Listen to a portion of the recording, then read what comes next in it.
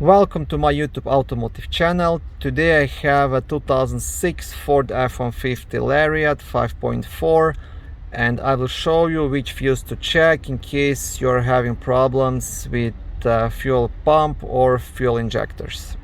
This video will apply to Ford F-150s made from 2004 all the way up to 2008. Okay, so first I will show you how to get access to the fuse box, to the main fuse box. It's located right here behind this cover. Okay, let me just turn on the flash on my phone. Okay, to remove the cover you want to pull it towards yourself. It's held by only two clips on the side. Now you'll get access to the fuse box cover. You can just pry it out with your flat screwdriver or something similar and pull up towards yourself. It will just pop off and now you will get access to all of the fuses.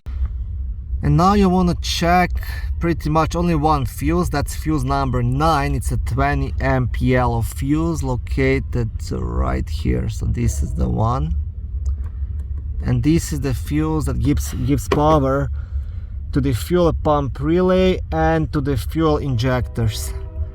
Now unfortunately the fuel pump relay is not serviceable on these Ford F-150s. It's one of these guys here. I'm not sure either this one or this one, but doesn't make any difference because you cannot replace it.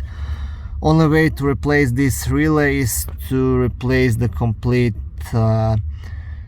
fuse box assembly. So pretty much you can check this fuse, and that's the first thing I would do in case you have problems with fuel, starting the vehicle, or fuel injectors.